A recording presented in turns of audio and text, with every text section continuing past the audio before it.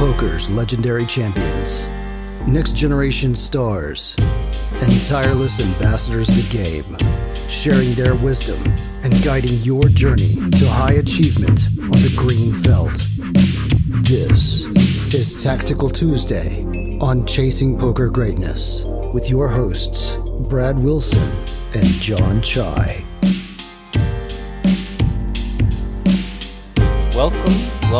Welcome, my friend, to another episode of the Chasing Poker Greatness podcast. As always, this is your host, the founder of ChasingPokerGreatness.com, Coach Brad Wilson, and I'm joined by my co-host for Tactical Tuesday, Mr. Jonathan Chai. How you doing, sir? Doing good. Got a pretty exciting episode, pretty exciting string of hands lined up today. The theme is going to be setting some traps and hopefully catching some prey. I don't know what I'm hoping to catch, but catching some chips, I guess, is really what I'm hoping for. I have 4-hand Tactical Tuesday queued up. The first one doesn't really follow the theme. The first one is sort of the setting the trap perspective from the other side, where I was the one that was worried that I was getting trapped. But it sort of gave me the idea to ask the question of, like, when should I trap on the river versus just going for the value myself? Yeah, so you want to be the trapper, not the trappee, right? Mm-hmm. But in this first hand, I might be the trappee. You're worried about being the trappee? Mm-hmm. All right, let's dive into the action. So everybody folds. You're on the button, ace-8 of spades.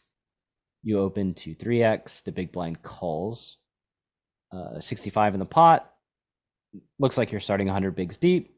Flop is 8-5-3, 8 of hearts, 3 and 5 of clubs. So you flop top, the old top.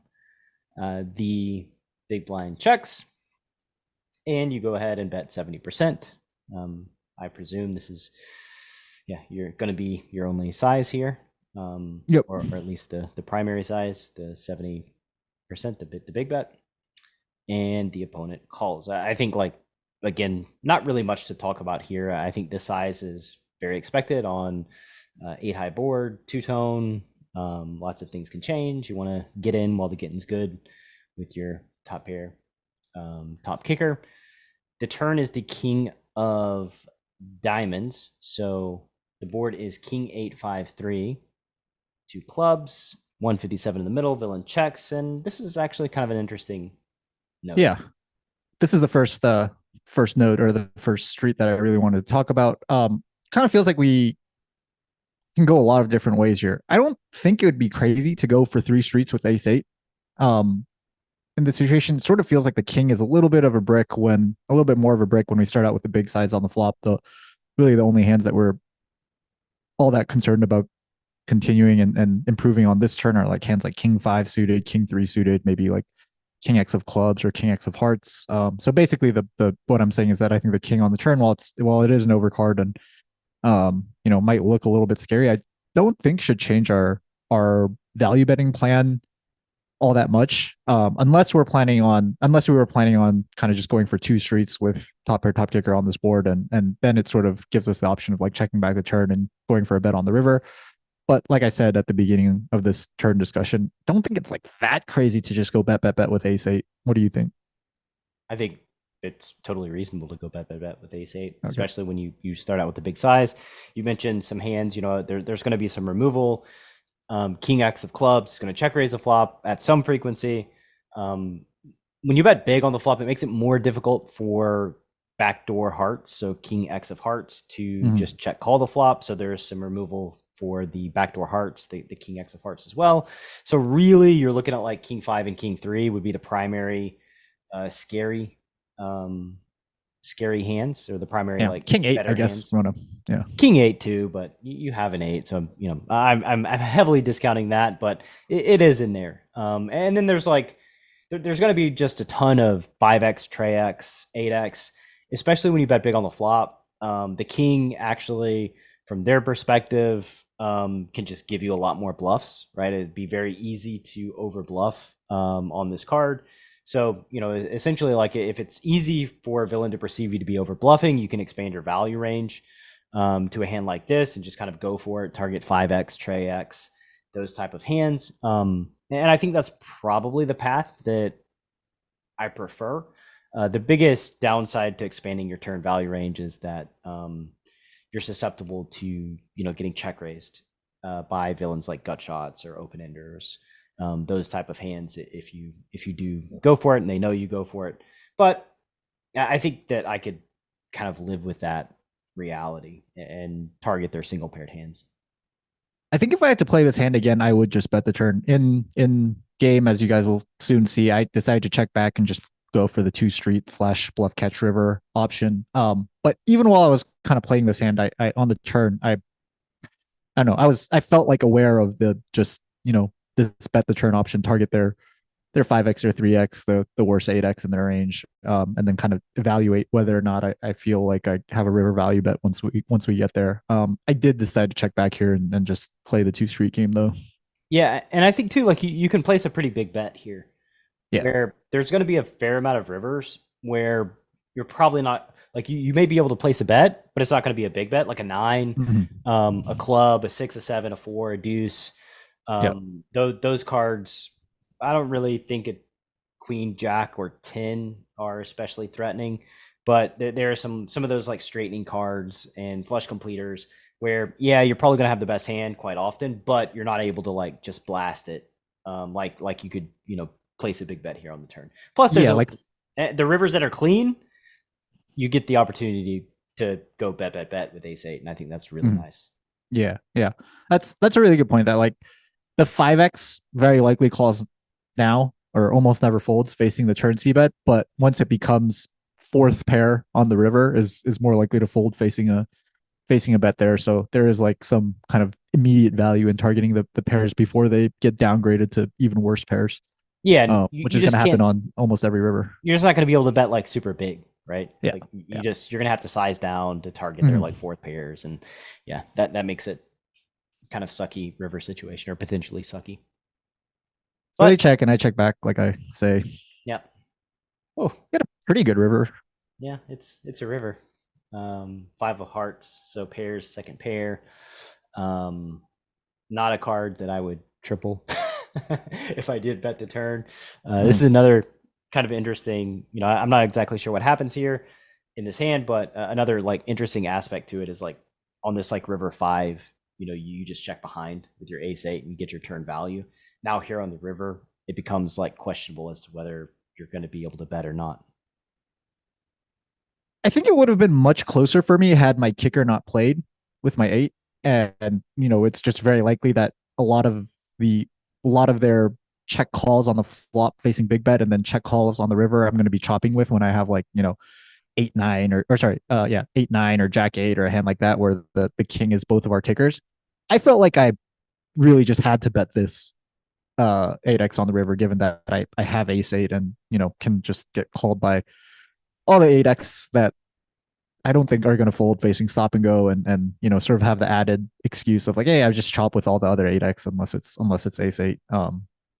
Yeah, I always get so wary when like we don't really have a 5, and so like we have like a king, and that's the top of our range when we play the hand in this manner. And opening the door to get check raised on the river is like pretty terrifying. Okay,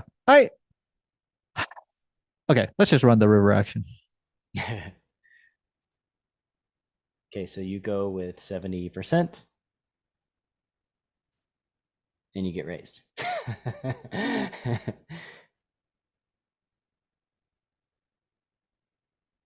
So as I said, right, like you have only king X here to value bet. Now you have quite a conundrum, right? Like, do we call when villain has a ton of 5x to push equity with? How often does a 5 actually just bet the river themselves, which is a very interesting question. I think that in general, trips would be inclined to bet the river versus going for a check raise, because to go for a check raise, you essentially need to be targeting hands that want to put in 2 bets on the river, which would be an 8, ace 8 exactly. Yeah. Hands that beat an 8 and a king. When I think about it though, like really, if they bet the river, they're kind of targeting all those same hands anyway with the 5. Mm-hmm.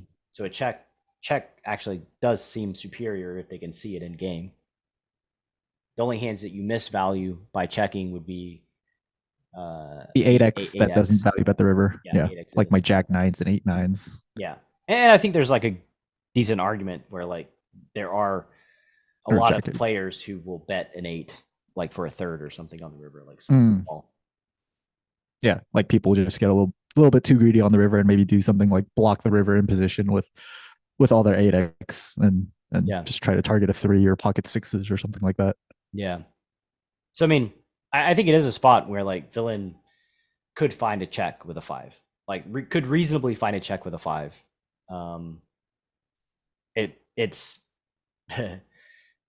that's just kind of why, you know, I mentioned before like that I'm wary of opening the door here on the river with I just want to 5 pairs. I want to like put myself in the big blind shoes a little bit longer. So from his perspective, we bet really big on the flop and then check back the turn. And I think that, like, you know, if I was in this guy's shoes, and we'll see a few hands where I actually am, like I sort of read into that as like, okay, they picked like a polar size on the flop, which means that it's strongish value, like these ace 8 type hands and handful of air, whatever bluffs they decide to bet big on the flop. And when we get to the river, that entire range kind of just wants to bet the river, right? Once the turn gets checked through, like the strong, you know, all the overpairs, all the hands that were overpairs on the flop likely bet the river. The strongest 8x likely bets the river, and then the bluffs that are, you know, presumably still nothing, or maybe the bluffs improve to king x on the river, which is also wants to bet the river. But basically, that whole range that bets big on the flop and checks the turn wants to bet the river. Yeah, which makes me lean towards folding, facing the check raise, but also kind of makes me lean to checking behind.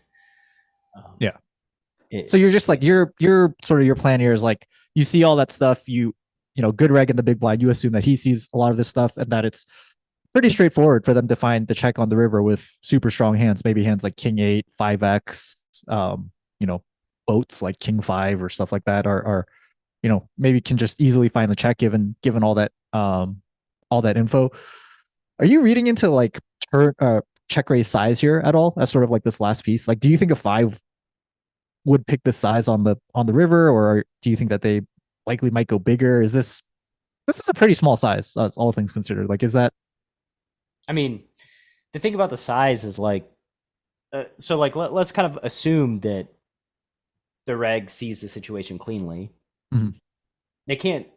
They probably just can't jam. Like they probably just recognize like they don't really have, you know, a hand. They don't really have a range that can call a jam. Which, by the way, is another reason why opening the action is like very scary. Like, because if they have the thought, oh, they don't really have a hand that can call a jam. Well, that makes jamming. That makes like splitting sizes here on the river, like splitting with your 5x and then jamming with your bluffs, absolutely murderous. Like it is just like absolutely horrendous for us.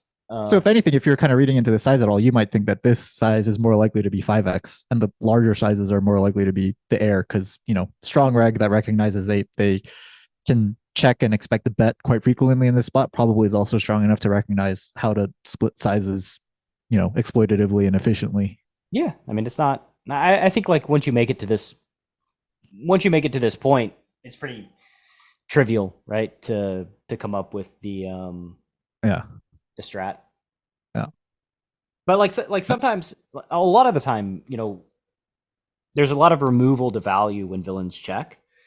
And I think it is like really, really important to recognize the spots where there's less removal with value when villains check due to the way the situation is set up, like how you described it, where just all the hands that bet big on the flop have a lot of incentive to bet the river facing a check, which means that, you know, their value is incentivized to check, right? Like it just, and there's not a lot of value removal when they do check, which means like you have to be really wary when then value betting with a capped range because you just put yourself in a world of hurt. Gotcha.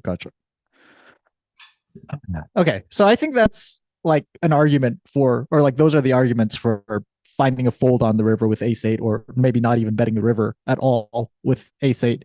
I think the argument for betting the river and calling a raise has a lot to do with uh, what I think a big portion, or at least like a significant portion of this check raise range is going to be comprised of. And I think that portion is hands that were bluff catchers on the flop and still bluff catchers on the river. Think of a hand like maybe pocket sixes or pocket sevens, maybe 3x, pocket deuces, pocket fours. Yeah, those types of hands that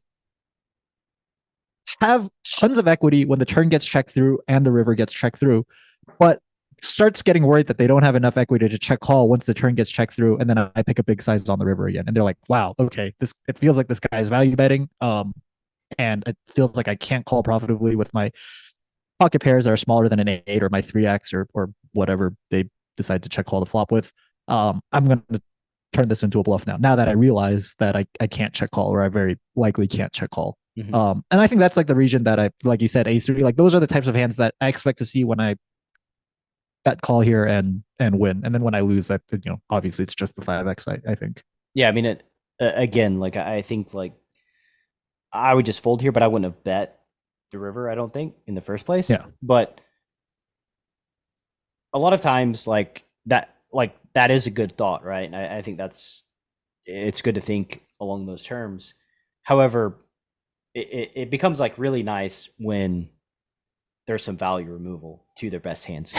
That's where the thought, like, to me, works the best, when like they value bet a lot of their better hands on the river, but then they check, which leaves them with a bunch of bluff catchers, which then when they do check raise, they have a bluff catcher, like a pair that's getting turned into a bluff, like very wide range. So anyway. Yeah, but this is a spot where it's very natural for them to check their value that check raises. Sure. Like they can check that other range too, but it's also like they should also have, a bunch of value in their range as well. So it makes it much more difficult to kind of navigate. Relative to other rivers or other spots, other similar spots, this is a spot where they probably don't have removal to their super strong value when they check. Yeah, and or not as much removal. The reality is, like, they're not always going to raise those like low pairs, right? They're not like, they're going to call with those at some frequency. So like the fact that they're kind of going to be splitting strategies. They're going to call some, they're going to raise some, but then like if we see it cleanly, then they're checking most of their value on the river. Just makes it like especially scary. You really need them to have very little value in order to kind of bank on that, because again, they're going to call with some of their bluff catchers that are small pairs. Then they're going to raise with some of them, but there is removal. They call some of their bluff catchers, they fold some of their bluff catchers, and they raise some of their bluff catchers, but they raise all of their 5x on the river. Always, and it's every single very time. Possible that they check all of their 5x on the river too. So yeah, I see. Cool. Okay. Yeah, I Tactical Tuesday, you know me, I'm not big on making hero folds, so I just hope that they have enough of these types of hands. And luckily this time he does. They have the old ace tray, and nice call. I almost feel like when I bet the river, I made up my mind. I sort of like did the thought process in my head of like, all right, this could happen, and I'm opening myself up for this to happen on the river. And like I almost like pre-bet called the river before betting 70. I don't know if that's good or not, right? Because like you said, this is a spot where it's natural for them. Like I could just be completely torching in the spot with that mentality. I think it's good. I think it's really good to think about, what are you going to do if you get raised before you bet, and have a plan. And like that's the reason why I wouldn't have bet, was because I would bet fold if I got raised. And so like I don't want to open that door, basically. Like I have the same thought as you. Like I'm planning what to do. What do I do if I get raised? And my plan is like, I'm probably going to fold. Well, I don't want to do that. I don't want to open that door. Therefore, I just decide to check behind. But I think my thought process, I think if you could like have heard my internal dialogue on the river, it would have been really funny. I'm pretty sure it was something like, okay, I'm going to do this. And I bet the river, and then he goes into the tank, right? And I'm like, shit. He's going to check raise. And then he picks the check raise size. And I'm like, oh, thank God, it's small. And then I'm like, wait, is that good? Apparently it's good. Yeah, apparently it's good. Apparently it's good. Well, so much for running into the crazy above the rim villains in the first half of today's Tactical Tuesday. Let's take a break. We're 20 minutes in to hand number 1. We got 3 more coming at you after the break, and this one was supposed to be, I don't know, is this supposed to be the easy one? Or well, the other ones, I'm the trapper, so there's less fear. less fear, less discussion. All right, coming back after the break. The decision to enter a hand is fundamental to poker strategy. Too tight, and they know what you have. Too loose, and you're easy to run over. Preflop Bootcamp from Chasing Poker Greatness is a comprehensive guide to locking down your preflop game and creating true range advantage. 8 days of guided training, over 60 optimal ranges, and access to a dedicated community of players that will push your preflop game from a place of weakness to your greatest strength. Go to chasingpokergreatness.com/bootcamp. Available now.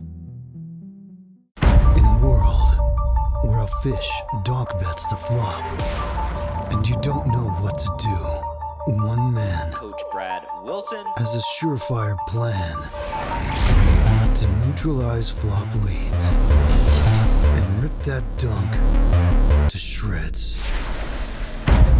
Nuffle. Available now. Go to chasingpokergreatness.com/nuffle. Rated R. 100 NL player, former Sergeant Elijah Shears.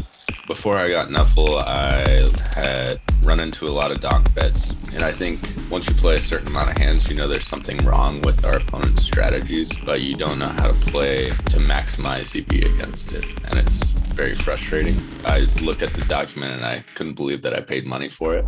I actually doubted that it could provide value because it was so brief. But since then, it's repaid me just over and over and over again. And it's one of the most consistent moneymakers built into my strategy that sheds light on just how bad your opponents are. And it took me 20 minutes to perfect it, and it's just amazing. Yeah, I'm speechless. It's just that good. The simplicity of it is part of it being a masterpiece. Nuffle. Go to chasingpokergreatness.com/courses. All right. Welcome back from the break. Looks like Coach Brad incident again with hand number 1. John, you've been on fire these last few weeks. I don't know if you're trying to make a bid to claim the top billing for Tactical Tuesday or what exactly is going on, but seem to be in the zone lately. It's on a massive heater where I can't make a wrong decision. Yeah. It's strange how you've been on that heater for most of your poker career. No, what do you mean? The early Tactical Tuesdays? I'm sure the listeners have seen all my face plants. Yeah. There was a Tactical Tuesday where I turned trips into a bluff on the river trying to fold out a boat. I don't remember that one, but it sounds like a good time. We need to give the listener that episode number. Yeah. All right. Back to business here. Cutoff opens 2.5x. We got 3 hands, so we got to get through them. You defend the big blind, 9-10 off. All right. Kind of wide, I guess. Assuming the cutoff is slightly weaker. Yeah. Don't think this would be a standard defend facing cutoff 2.5x for me, but let's Here go. we are. Queen 5-3. What a flop. You can't make bad decisions, so here we go. You've got 1,300 behind. They have you covered, so you do have a little bit of depth here. You check. They bet a third. You've got a 1-gap 3 straight with undercards. I ain't folding. He ain't folding. I have a second pair draw. Yeah, second pair draw. A couple of them. Yeah. So Queen 5-3. John's got the 9-10. He check calls a third. Gins the turn. The Jack of clubs. So now he's got an open ender. He goes from 3 in the best way possible. 3 straight to 4 straight, baby. We're styling and profiling. Turn goes check. So also pretty good for you. The river is a king of diamonds. And that is an interesting card. So you make a straight because you can't miss. And To trap or not to trap? I know that's I have a hand that question. definitely wants to play for more than one bet. Definitely. Generally, the best way to play for more than one bet is to check and go for a check raise. Is this one of those spots? Probably. Okay. I mean, I think it's going to be like you're going to check and probably face.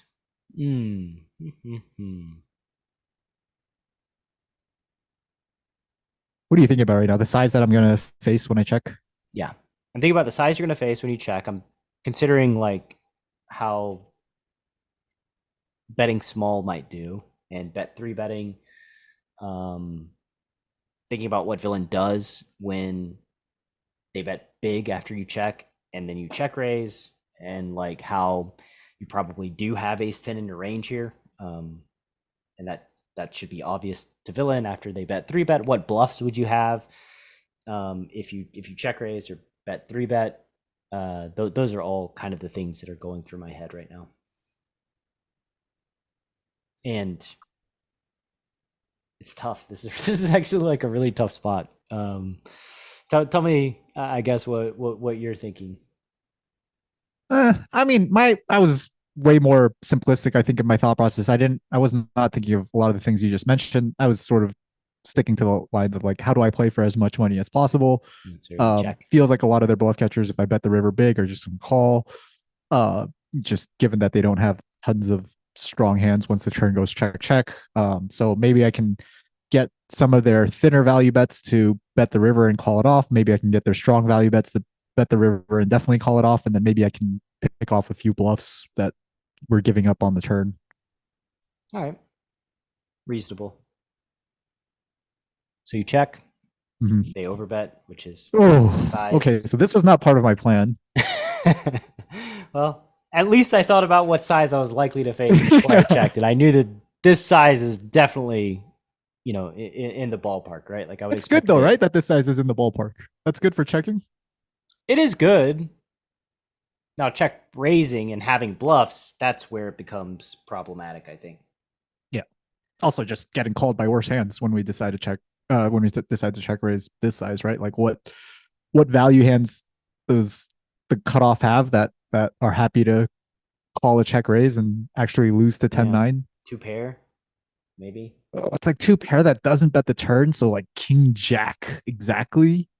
King 5, maybe king 3, probably not an open from the cutoff. Yeah, that's a good point. I thought you were the trapper this time, not the trapee. Dude, I thought I was the trapper, and then I faced this size on the river, and I was like, oh my god, am I about to trap myself? Because I think I'm still gonna raise. I mean, the good thing is I think you can raise and then fold to a 3-bet. Yeah, that was my plan. Like I think you just probably have to raise and then fold if they jam. Mm-hmm. So go for it. Yeah, that's what I do. With that said, like, what size do you think I raised to?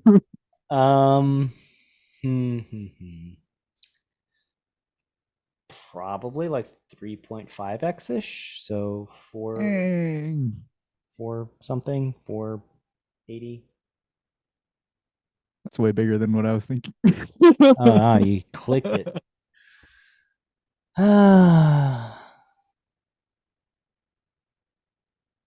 Man, like this is another one of those like situations where I'm like, yeah, like wouldn't they just jam ace 10 when they click it? What does that mean? Yep. You create this weird dynamic where like now it's like, oh, I have like ace 4. Should I just bet 3-bet?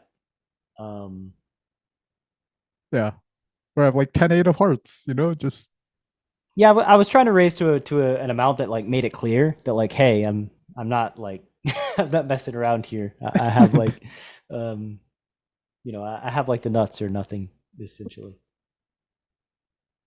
Yeah, maybe I was like too concerned with getting the two pairs to call and stuff like that, and was a little worried that once I start going to like the 400s or much bigger than this, that those hands might even start folding.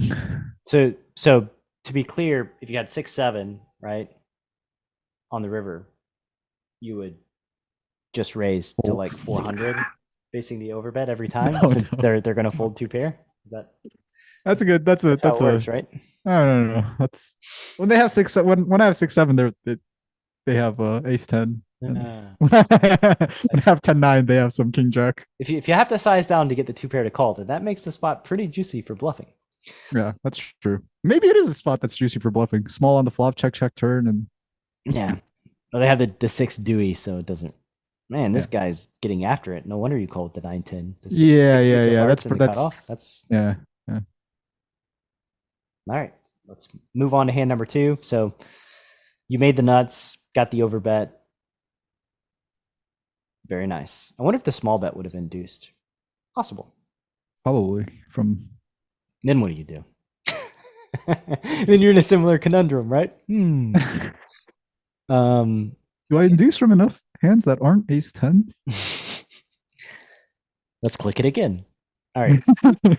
So hand number 3, everybody folds to the button. The button opens 2 big blinds. Looks like you're playing 500 in L, probably some sort of fast fold variant.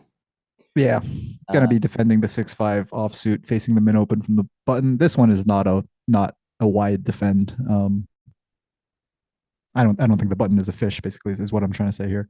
Yeah. Dylan bets pot on Jack 10-6 with the Jack 6 of diamonds. You have the 6 of hearts, 5 of diamonds, which is probably the best 5-6 you could have. A 6 with a 5 of diamonds, because at least when you make 2 pair, it's not a diamond. So I presume you call, because that would be a silly tactical Tuesday. You turn a 6, which, of course. Oh, and very sad for you, the turn checks through. Mm-hmm. I guess. Now that I look at this turn seems pretty donkable to me. Yeah. I think this would be a good turn to donk. What about when villain starts out with pot?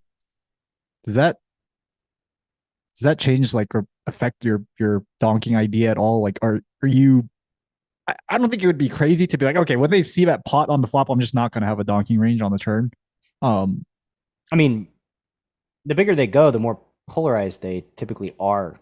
So, like they can bet Jack 10 here reasonably. They can bet over pairs on the flop. Yeah, like they can bet ace jack. So like they have like a bunch of hands that aren't like boats that bet big on the flop, and they have very few, like, maybe they have like the 10-6 suited or Jack 6 suited, but very heavily removed due to you having a 6 and 2 being on the board.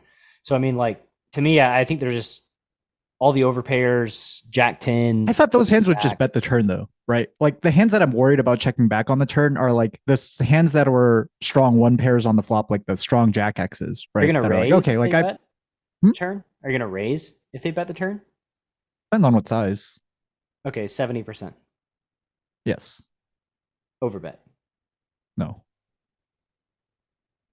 Okay. What's the difference? I just don't think that well, I guess like maybe versus pot on the flop, 70 on the turn, that I wouldn't have any low equity check raises. That's very likely correct. Although I don't know, maybe like a hand like 8-9 or 7-8, 7-9, I'd be tempted to check raise on this turn. Yeah, maybe there isn't a difference between 70 and 125 or 150. I'd mostly just be check calling versus both sizes. Yeah, the reason why I press is like, if you're going to be putting in 1 bet most of the time regardless, then you can put it in yourself. Yeah, make sure it goes in.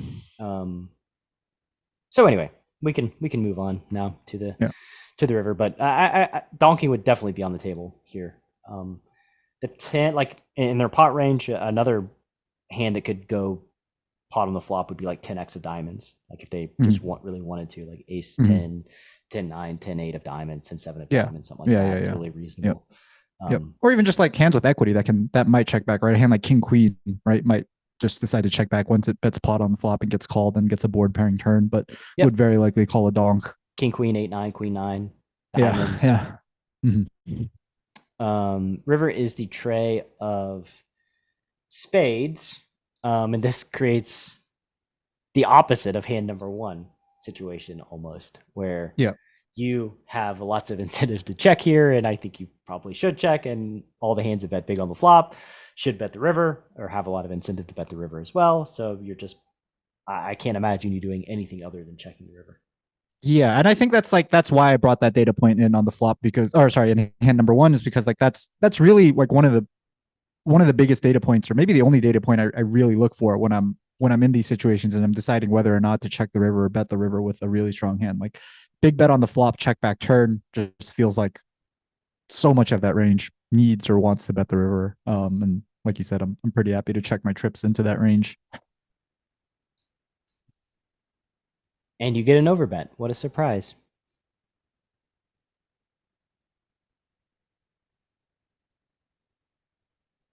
Jam? I can't imagine you doing anything other than jamming.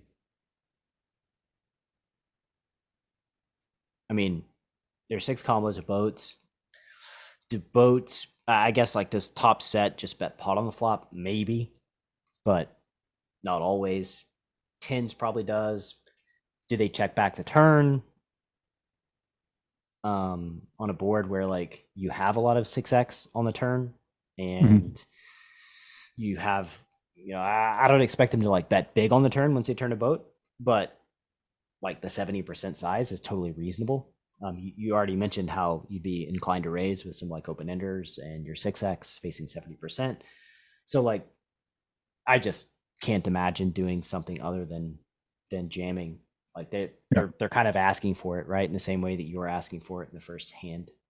Yeah, I guess I was like mostly asking about jam from the perspective of like the last hand where I didn't jam and you didn't advocate for jamming. Is there like, why is this spot kind of, well, how does this spot different from the last one where, you said you'd do like a 3 or 4x raise, I clicked it. SPR was a lot higher in number one.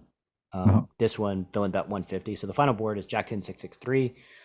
Villain bets 150 to 65, and you have 544 left. So it's like a little more than a 3x jam.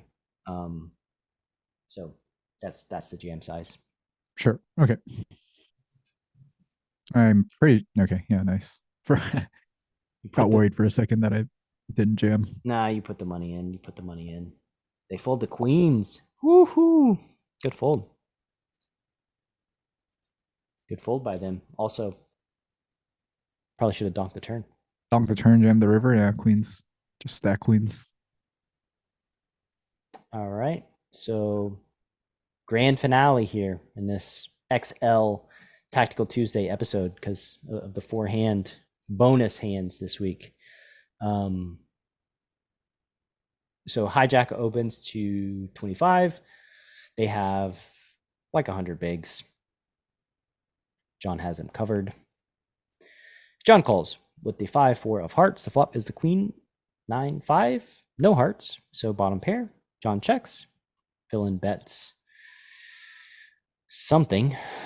Big, but not too big. Yeah, big, but not too big. Suspecting villain may be on the weaker side with this. Maybe 2/3 is just the c-bet. Yeah. I can't tell how much money is in there with rake, but it's nice and round. $30. They bet 30 into 55. John goes ahead and turns a 5 again. Does he donk this time, ladies and gentlemen? Let's see. No, he doesn't. And the turn goes check, check. What a surprise. Not going to advocate for donking this time because this hand is exactly the same as the one before it. River's the king of clubs, and that's an interesting one. Because now I think you can go for the check raise, and I think villain has enough hands to probably call a check raise. Because in this case, what is the king change? the king demotes your 9x. It demotes your pocket pairs, the 6s and the 7s. It really like decreases the value of that category of hand significantly. So, just that gives you available ammo to raise the river and basically bluff with. Gives me more. Yeah, gives me the opportunity to like rep the range that I thought the guy with ace 3 was repping when he check raises. Yeah, basically. Yeah. Like, oh shit, I was checking because I had a bluff catcher, but now that you've picked this size on the river, I realize that I can't check call, so I'm going to do something else. I mean, basically, it just gives you available bluffs or hands that are like very obvious bluff candidates that you might be bluffing with on the river. So they go ahead and bet 84 into 115.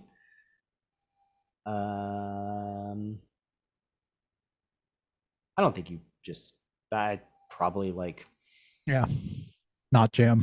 Not jam. No, like 311 or something like that. I don't know why. Let's see what size I go to. 311, something close, hopefully. Good band. $17 off. Yeah, 294 you go. And they fold again. Man. It doesn't work. They never fall for it. Yeah, they never do it. They just have it's okay. We get them to put in tons of money with nothing though. Yeah. So that'll do it. Basically, you're trapping a bet versus bluffs was the real theme of this, the hidden theme. There was the one guy with the queens that completely destroyed me on every street. Oh yeah. I forgot about that one. Good call, John. Good call. Well, trappee. I'll let the podcast and the YouTube watchers and listeners. Sounds like I just need to donk turns more. That's like what we learned from this episode. We didn't really learn anything about rivers or when to check or like whatever. It's just, hey, when you turn trips after check calling the flop, you should seriously consider leading out. Yeah, when they bet big and they probably don't have bottom pairs in their range, they're probably going to check the turn quite a bit with most of their range. All right. Well, that's going to do it for today's episode of Tactical Tuesday. Thank you for listening. And that's all I have. See you next week. See you next week. Thanks for listening to Chasing Poker Greatness. You can subscribe on Apple Podcasts or on your favorite podcast app.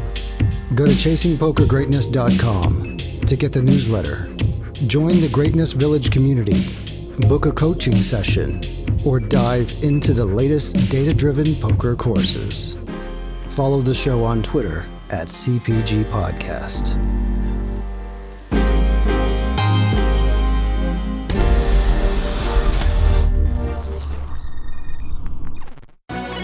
Are you a lone wolf searching for the ultimate pack?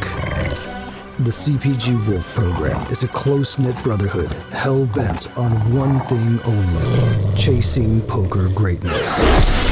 Powered by bleeding-edge wolf strats and led by Coach Brad and his lieutenants, CPG Wolves are systematically prepared for almost any spot they'll encounter on the green felt. If you want to plug into an elite team and have a step-by-step game plan to realize your full poker potential, you can apply at cpgwolves.com. Space is limited, and the pack is only as strong as its weakest member. So only the hungriest, grittiest, and most driven will be accepted into the program. Applications are open at cpgwolves.com.